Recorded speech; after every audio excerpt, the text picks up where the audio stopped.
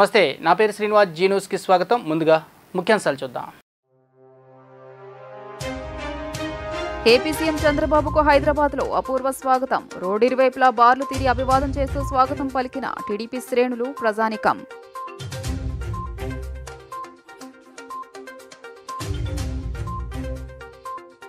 Amaravati outer ring road ప్రాజెక్టుకు కేంద్రం ఆమోదం. భూసేకరణ సహా మొత్తం 20 నుంచి 25 వేల కోట్లకు పైగా నిర్మాణ వ్యయాన్ని భరించనున్న కేంద్రం.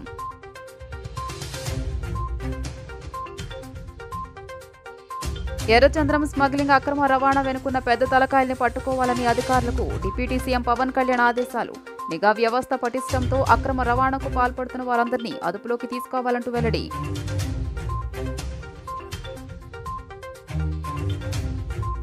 ఎమ్మెల్యే కోటాలో ఎమ్మెల్సీలకు ఏకగ్రీవంగా ఎన్నికైన C Ramachandraiah, P Hariprasad.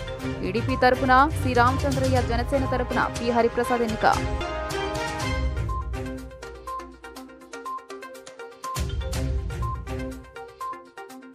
పాలస్తీనాపై Israel మరణ హోమాన్ని ఆపాలంటూ all India peace and solidarity organisation నిరసన. పాలస్తీనాలో శాంతి నెలకొల్పేందుకు ప్రపంచ దేశాలపై ఒత్తిడి తేవాలని కేంద్రాన్ని డిమాండ్. టీడీపీ అధినేత ఏపీ ముఖ్యమంత్రి నారా చంద్రబాబు నాయుడుకు టీడీపీ శ్రేణులు, అభిమానులు అపూర్వ స్వాగతం పలికారు. ఢిల్లీ నుంచి నేరుగా బేగంపేట విమానాశ్రయంకు చేరుకున్న చంద్రబాబుకు అభిమానులు గజమాలతో స్వాగతం పలికారు. విమానాశ్రయం నుంచి జూబ్లీహిల్స్లోని చంద్రబాబు నివాసం వరకు భారీ సంఖ్యలో బారులు తీరిన అభిమానుల ప్రదర్శనలో అభివాదం తెలుపుతూ ముఖ్యమంత్రి చంద్రబాబు నాయుడు ముందుకు కదిలారు. ఏపీ సీఎంగా బాధ్యతలు తీసుకున్న చంద్రబాబు తొలిసారిగా హైదరాబాద్కు వచ్చారు. ఈ సందర్భంగా రెట్టింపు ఉత్సాహంతో పార్టీ శ్రేణులు స్వాగతం పలికారు. బేగంపేట విమానాశ్రయం ముందు నుంచి ప్రధాన రహదారి వరకు భారీగా కార్యకర్తలు మోహరించి తమ అభిమాన నాయకుడికి స్వాగతం పలికారు. అనంతరం చంద్రబాబు కాన్వాయ్ ముందు వెనుక భారీ వాహన ర్యాలీ బయలుదేరింది. బేగంపేట నుంచి జూబ్లీహిల్స్ వరకు భారీ ఫ్లెక్సీలు, జెండాలతో పసుపు రంగు పులుముకుంది. కేబీఆర్ పార్క్ దగ్గర పార్టీ నాయకులు భారీ గజమాలతో మరోసారి స్వాగతం పలకగా వర్షంలోనూ చంద్రబాబు అభిమానులకు అభివాదం చేశారు. ఈ సందర్భంగా బేగంపేట విమానాశ్రయం నుంచి జూబ్లీహిల్స్లోని చంద్రబాబు నివాసం వరకు ట్రాఫిక్ ఎక్కడికక్కడ నిలిచిపోయింది. బేగంపేట నుంచి ఆయన నివాసం వరకు పోలీసులు భారీ బందోబస్తు చేశారు. ర్యాలీ ప్రశాంతంగా ముందుకు కదిలేందుకు ఏర్పాట్లు చేశారు. పసుపు రంగు పులుముకున్న రహదారుల నుంచి బేగంపేట, పంజాగుట్ట, బంజారా హిల్స్, జూబ్లీహిల్స్ వరకు ర్యాలీ కొనసాగింది. ర్యాలీలో వందలాది కార్లు, బైకులు పార్టీ జెండాలను ప్రదర్శిస్తూ పాల్గొనడంతో దారులు పసుపు రంగు పులుముకుని చంద్రబాబుకు స్వాగతం పలికాయి.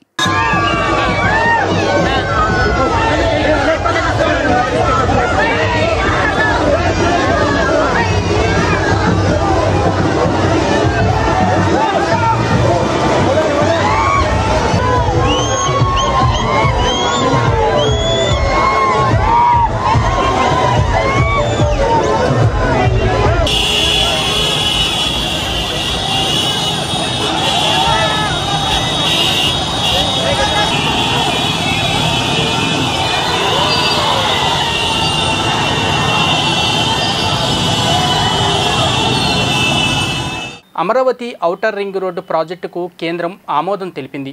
భూసేకరణతో సహా మొత్తం 20 నుంచి 25 వేల కోట్లకు పైగా నిర్మాణ వ్యయాన్ని భరించనుంది. ఉమ్మడి కృష్ణా, గుంటూరు జిల్లాలో సిఆర్డీఏ పరిధిలో 189 కిలోమీటర్ల మేర ఈ ఓఆర్ని నిర్మిస్తారు. అలాగే విజయవాడ తూర్పు బైపాస్ ప్రతిపాదనకు ఆమోదం తెలిపింది.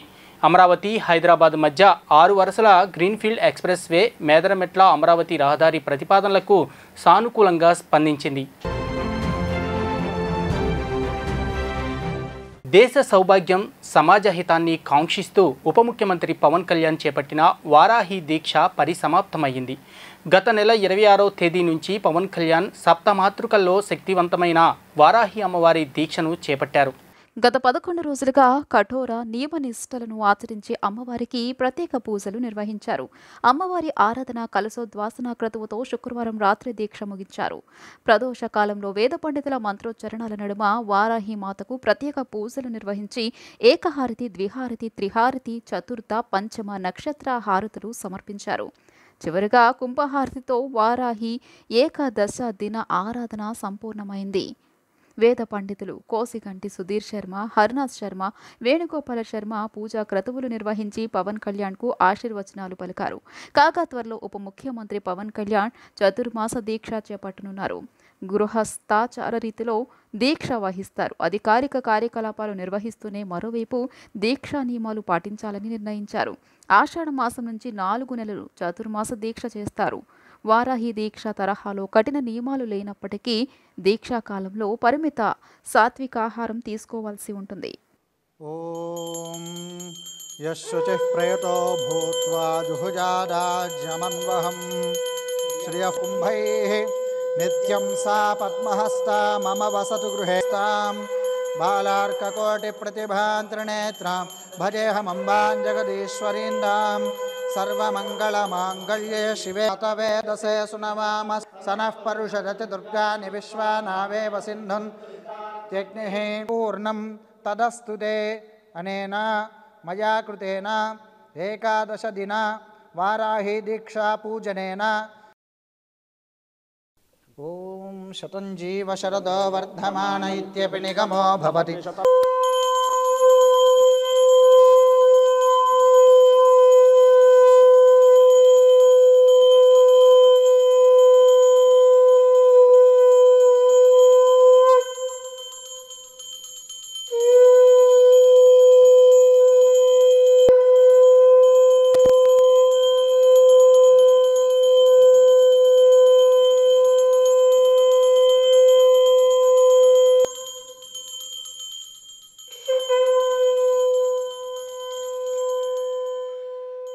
ఎర్రచందనం అక్రమ రవాణా వెనుక ఉన్న పెద్ద తలకాయలను పట్టుకోవాలని డిప్యూటీ సీఎం పవన్ కళ్యాణ్ అధికారులను ఆదేశించారు. శుక్రవారం వైఎస్ఆర్ కడప జిల్లా అటవీశాఖ అధికారులతో సమీక్షించిన ఆయన శేషాచలంలో కొట్టేసిన దుంగలను ఎక్కడెక్కడ దాచిపెట్టారో తక్షణమే గుర్తించాలన్నారు. ఎర్రచందనం స్మగ్లింగ్ అక్రమ రవాణా వెనుక ఉన్న పెద్ద తలకాయల్ని పట్టుకోవాలని ఉప ముఖ్యమంత్రి పవన్ కళ్యాణ్ అటవీ శాఖ అధికారులను ఆదేశించారు. నిఘా వ్యవస్థను పటిష్టపరచాలని, అక్రమ రవాణాకు పాల్పడుతున్న వారందరినీ అరెస్టు చేయాలని సూచించారు. ఎక్కడెక్కడ ఎర్రచందనం డంపులు ఉన్నాయో గుర్తించి ఈ స్మగ్లింగ్ నెట్వర్క్ను నడిపిస్తున్న కీలక సూత్రధారులను పట్టుకోవాలని చెప్పారు. వారు తప్పించుకోవడానికి వీల్లేకుండా పక్కాగా కేసులు నమోదు చేయాలన్నారు. ఎర్రచందనం స్మగ్లింగ్ కేసుల్లో గతంలో అరెస్టుపై, ప్రస్తుతం బెయిల్పై బయట తిరుగుతున్న వారి కార్యకలాపాలు, వారు ఎవరెవరితో లావాదేవీలు కొనసాగిస్తున్నారనే అంశాలపై నిఘా ఉంచాలని ఆదేశించారు. ఆ దిశగా అటవీ, పోలీస్ శాఖల సమన్వయంతో పనిచేయాలన్నారు. ఎర్రచందనం స్మగ్లింగ్పై ఇప్పటివరకు నమోదు చేసిన కేసులు, వాటిలో ఎన్నింటిలో శిక్షలు పడ్డాయి, ఎన్ని వీగిపోయాయి, అందుకు కారణాలేంటి తదితర అంశాలతో నివేదిక ఇవ్వాలని సూచించారు. నేపాల్లో పట్టుబడ్డ ఎర్రచందనం దుంగలను తిరిగి ఏపీకి తీసుకురావడంపై దృష్టి సారించాలన్నారు. వైఎస్ఆర్ జిల్లా అటవీ శాఖ అధికారులతో శుక్రవారం సమావేశమై ఆదేశాలిచ్చారు.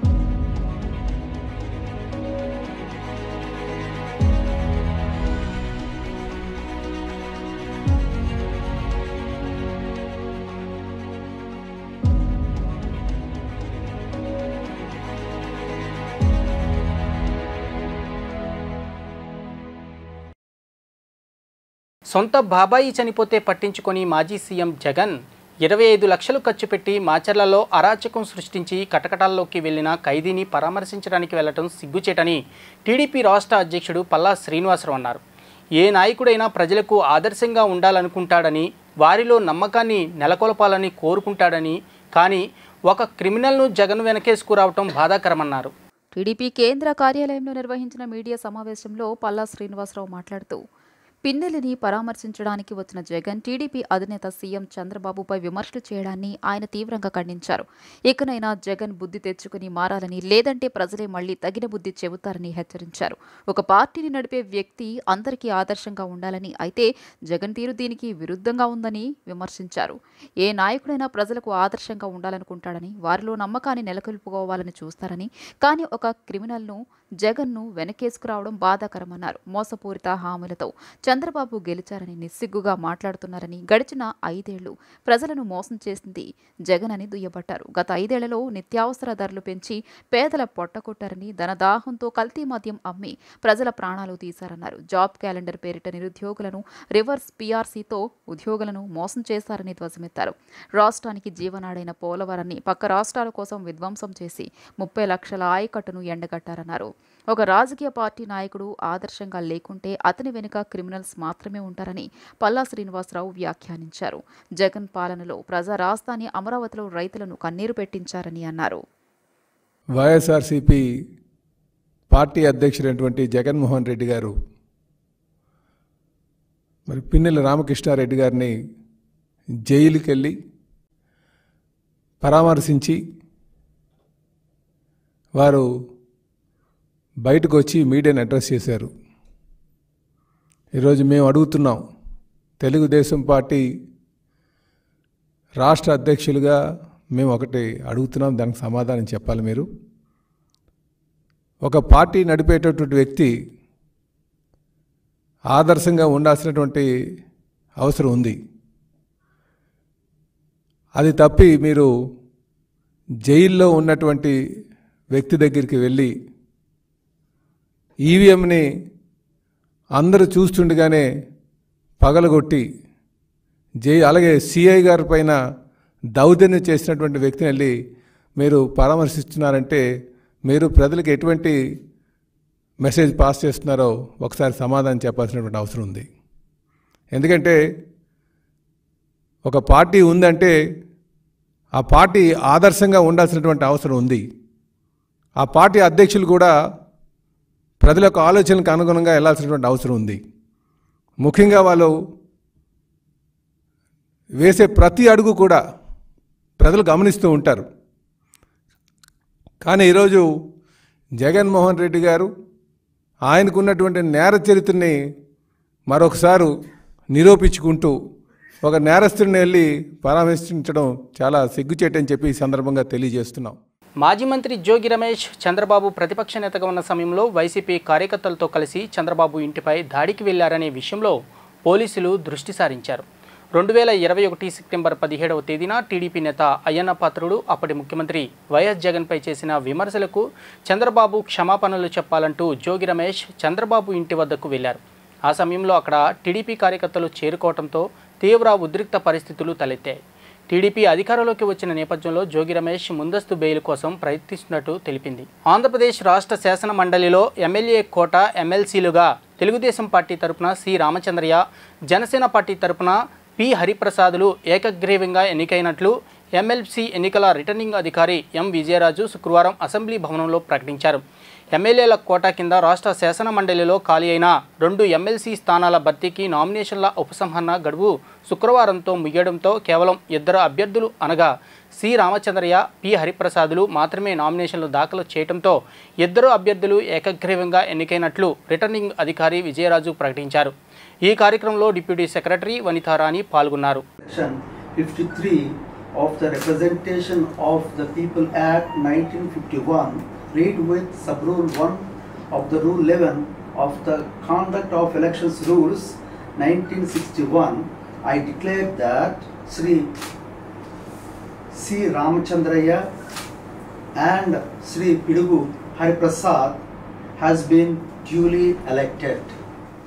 ఎర్రచందనంపై మాజీ మంత్రి పెద్దిరెడ్డి, ఎంపీ మిథున్ రెడ్డిలపై ఉప ముఖ్యమంత్రి పవన్ కళ్యాణ్ చేస్తున్న ఆరోపణలు నిరాధారమైనవని వైసీపీ అధికార ప్రతినిధి నాగార్జున యాదవ్ అన్నారు. చైనా దేశానికి వయా నేపాల్ నుంచి అక్రమంగా రవాణా జరిగిందని, ఇందులో భాగంగా 173 టన్నుల ఎర్రచందనం పట్టుకున్నామని నేపాల్ ప్రభుత్వం ప్రకటించిందన్నారు. కానీ పవన్ కళ్యాణ్ అదేదో పెద్దిరెడ్డి రామచంద్రారెడ్డి, మిథున్ రెడ్డిలు అక్రమ రవాణా చేస్తూ దొరికినట్లు అసత్య ప్రచారం, అభూత కల్పనలు చేస్తున్నారని మండిపడ్డారు. తాడేపల్లిలోని వైసీపీ కేంద్ర కార్యాలయంలో శుక్రవారం ఏర్పాటు చేసిన విలేకరుల సమావేశంలో ఆయన మాట్లాడుతూ ఎర్రచందనం దుంగలు 2020 జనవరిలో దొరికాయని పవన్ కళ్యాణ్ అన్నారని, అంటే వైసీపీ ప్రభుత్వం వచ్చిన కొత్తలో అనే విషయాన్ని గుర్తించాలన్నారు. అంతకుముందు 10 ఏళ్లుగా తనిఖీల సందర్భంగా ఆ ఎర్రచందనం దొంగలు దొరికాయని నేపాల్ ప్రభుత్వం స్పష్టం చేసిందన్నారు.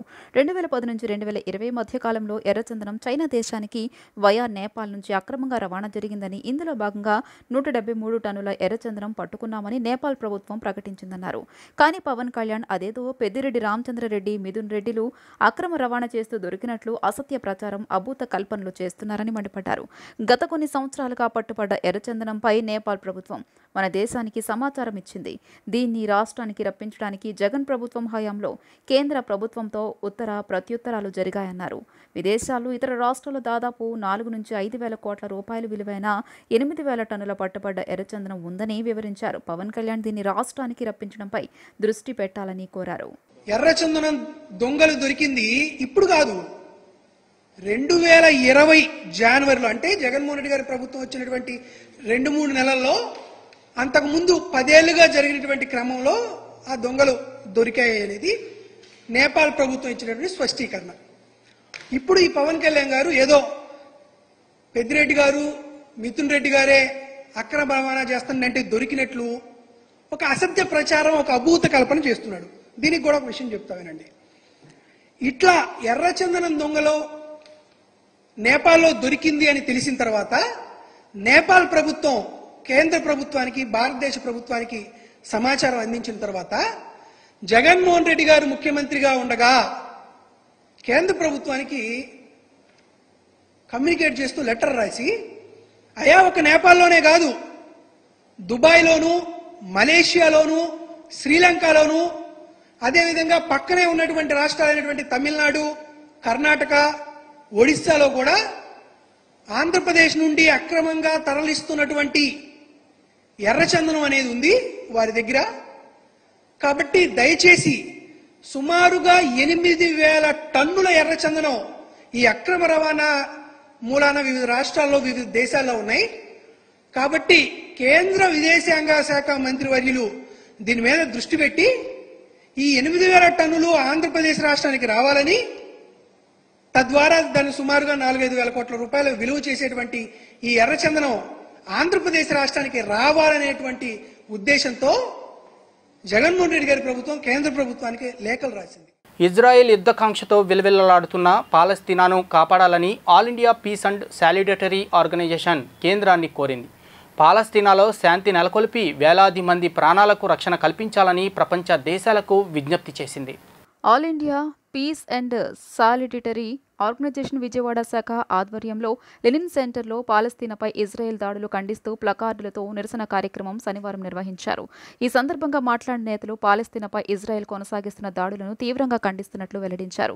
గత ఏడాది అక్టోబర్ నుండి ప్రారంభమైన యుద్ధంలో ఇప్పటికీ సుమారు 40,000 మందికి పైగా పాలస్తీనా చనిపోయారని గుర్తు చేశారు. ఎందరో అనాథులుగా, బాధ్యులుగా మిగిలారని వాపోయారు. ప్రపంచ పెద్దన్న పాత్ర పోషించే అమెరికా ఈ దాడులను ప్రోత్సహించడం దురదృష్టకరమన్నారు. కేంద్రంలోని మోదీ సర్కార్ పాలస్తీనాలకు మద్దతు తెలపడంతో ఆగిపోకూడదు అని, ఇజ్రాయేలు యుద్ధ విరమణ చేపట్టేలా ప్రపంచ దేశాలపై ఒత్తిడి తీసుకురావాలని కోరారు. పాలస్తీనా పైన ఇజ్రాయెల్ యొక్క దాడుల్ని నిలిపివేయాలని కోరుతూ అఖిల భారత శాంతి సంఘం ఐప్స్ ఆధ్వర్యంలో ఈరోజు దేశవ్యాప్తంగా మరి అన్ని ప్రజా సంఘాలు కలుపుకొని నిర్వహిస్తూ ఉన్నాం. ఇవాళ పాలస్తీనా మరి అనేక దశాబ్దాలుగా తమ యొక్క స్వయం ప్రతినిధిగా దేశంగా ప్రకటించాలని చెప్పి కూడా అనేక రూపాయల వాళ్ళు ఆందోళన చేస్తూ ఉన్న పరిస్థితి. కానీ అలా ఇజ్రాయెల్ కావాలని మరి పాలస్తీనా మీద మరి యుద్ధాలు చేస్తూ అక్కడ నుండి విద్యార్థులు కావచ్చు, యువకులు కావచ్చు, లేకపోతే పాఠశాలలు కావచ్చు, దవాఖానల మీద కావచ్చు ఇలా యుద్ధం చేయడం వల్ల ఆ యొక్క పాలస్తీనా తీవ్రమంటే మరి విద్యార్థులు చనిపోతూ ఉన్నారు, యువకులు చనిపోతూ ఉన్నారు. అక్కడ ప్రతిదీ కూడా మరి ఏదైతే ఐక్యరాజ్య సమితి ఉందో ఐక్యరాజ్య సమితి చెప్పిన విధంగా కూడా నడుచుకోకుండా ఇలా ఇజ్రాయెల్ మరి సామ్రాజ్యవాదుల యొక్క పెట్టుదల వ్యవస్థని అడ్డం పెట్టుకొని వారి ద్వారా సహాయం పొందుతూ ఇవాళ పాలస్తీనా మీద యుద్ధం చేయడాన్ని మేము అందరం ఖండిస్తూ ఉన్నాం. ఇవాళ పాలస్తీనా ఏదైతే తమ యొక్క ప్రధానమైన డిమాండ్ ఉందో ఆ డిమాండ్ అనేది ఖచ్చితంగా అమలు చేసే విధంగా ఐక్యరాజ్య సమితి పూనుకోవాలి. ఏదైతే ఈ యొక్క యుద్ధాలు ఉన్నాయో ఈ యుద్ధాలు చేయడం వల్ల ప్రజలు నష్టపోతారు. అక్కడ ఉన్నటువంటి ఆ యొక్క దేశ యొక్క నాగరికత కావచ్చు, వ్యవసాయం కావచ్చు, అనేక రకాల కూడా పూర్తి నష్టమే ప్రమాదం ఉంది. కాబట్టి పాలస్తీనా మీద యుద్ధాన్ని ఇజ్రాయెల్ చేసిన ఆపాలని చెప్పి మేము డిమాండ్ చేస్తాను. 100 ఏళ్లకు పైగా పాలస్తీనా సమస్య రగులుతూ ఉంది. గడిచిన 9 నెలలుగా చాలా తీవ్ర స్థాయిలో ఇజ్రాయెల్ గాజా మీద అట్లాగే తర్వాత పాలస్తీనా ఇతర ప్రాంతాల మీద చాలా భయంకరమైనటువంటి దాడులు సాగిస్తుంది. 40,000 మంది పైగా చనిపోయారు. అందులో ఎక్కువ మంది పసిపిల్లలు, మహిళలు. హాస్పిటల్లో ఉన్నవాళ్ళు కూడా చంపేశారు. అయినప్పటికీ ఇజ్రాయెల్ నుండి కొంతమంది బందీలని హమాస్ వాళ్ళు పట్టుకెళ్ళారు. ఎందుకు పట్టుకెళ్ళారు? 10,000 మందికి పైగా పాలస్తీనా పాలస్తీనీయుల్ని ఇజ్రాయెల్ వాళ్ళు అక్రమంగా జైళ్లలో బంధిస్తే దానికి నిరసనగా ఇజ్రాయెల్ వాళ్ళని ఒక సుమారుగా 240 మందిని వీళ్ళు బందీలుగా పట్టుకెళ్ళారు. ఈ 9 నెలల యుద్ధంలో ఇంత ఘోరమైనటువంటి వినాశనాన్ని కలిగిస్తున్నప్పటికి కూడా అందులో వాళ్ళని ఆ 240 మందిని ఇజ్రాయెల్ వదిలించుకోలేకపోయింది. కుమారి ఆంటీ కైసా హై ఆప్ అంటూ ప్రముఖ సినీ నటుడు సోనూ సూద్ సర్ప్రైజ్ చేశారు. మాదాపూర్ స్ట్రీట్ ఫుడ్కు పేరుగాంచిన కుమారి ఆంటీ గురించి అందరికీ తెలిసిందే. కుమారి ఆంటీ హోటల్ను pan India hero Sonu Sood శుక్రవారం సందర్శించి ఆమెతో ముచ్చటించారు. అంతేకాకుండా స్వయం కృషితో ఎదిగి మహిళా సాధికారతకు నిదర్శనంగా నిలిచారన్నారు. కుటుంబం కోసం కష్టపడుతున్న తీరు ఆదర్శనీయమని అన్నారు. హోటల్లో ఎలాంటి వంటకాలు అందుబాటులో ఉంటాయో అడిగి తెలుసుకున్నారు. 80 రూపాయలకి వెజ్, 120 రూపాయలకి నాన్ వెజ్ లభిస్తాయని తెలిపారు.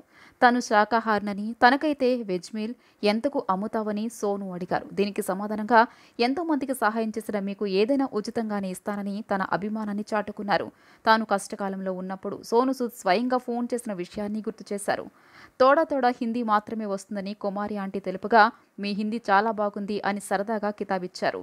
అనంతరం ఆమె పిల్లల గురించి పలు విషయాలు తెలుసుకున్నారు. ఎప్పుడైనా ఏ సాయం కావాలన్నా నేనున్నానని భరోసా ఇచ్చారు. అక్కడకు చేరుకున్న అభిమానులకు సెల్ఫీలు ఇస్తూ కాసేపు సందడి చేశారు. సోనూ సూద్ ఓ సినిమా ప్రమోషన్లో భాగంగా నగరానికి వచ్చారు. ఏదేమైనా పట్టుదల కృషితో ముందుకొచ్చే వారిని గుర్తించడం, ప్రోత్సాహం అందించడంలో సోను తర్వాత ఎవరైనా అని మరోసారి నిరూపించుకున్నారు. అయితే కుమారి ఆంటీని కలిసిన వీడియోను తన ఎక్స్ ఖాతాలో పోస్ట్ చేయడంతో ఆ వీడియో వైరల్ గా మారింది.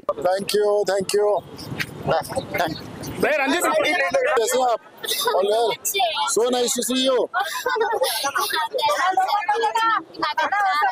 Now I am with Kumari Aunty. You know, we have heard a lot about her. She is a self-made lady. We talk about women empowerment. We talk about how everyone should work hard for the families. Kumari Aunty is the best example. And all the people, all the ladies, all the women across the country, whoever is, going through tough times, she should be an example to follow, that how you can work hard and do good for the family. Kumari Aunty जी, कैसा लग रहा है आज आपको?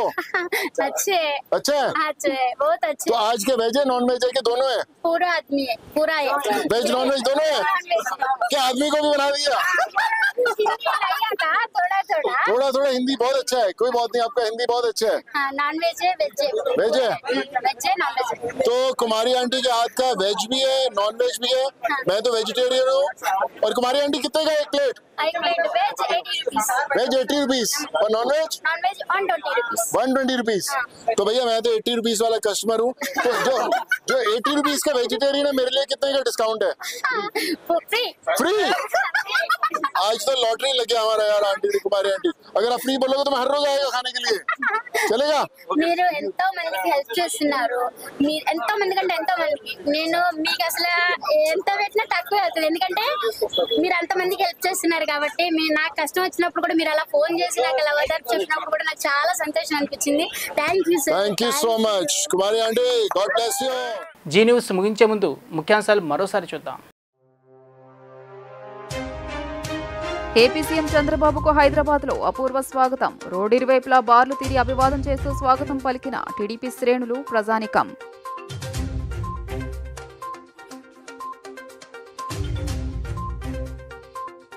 Amaravati outer ring road ప్రాజెక్టుకు కేంద్రం ఆమోదం. భూసేకరణ సహా మొత్తం 20 నుంచి 25 వేల కోట్లకు పైగా నిర్మాణ వ్యయాన్ని భరించనున్న కేంద్రం.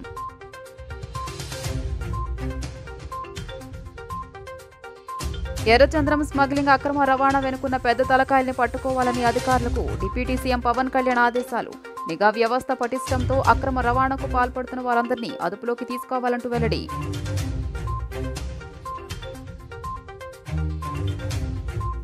ఎమ్మెల్యే కోటాలో ఎమ్మెల్సీలకు ఏకగ్రీవంగా ఎన్నికైన C Ramachandraiah, P Hariprasad. TDP తరపున సి రామచంద్రయ్య, జనసేన తరపున పి హరిప్రసాద్ ఎన్నిక.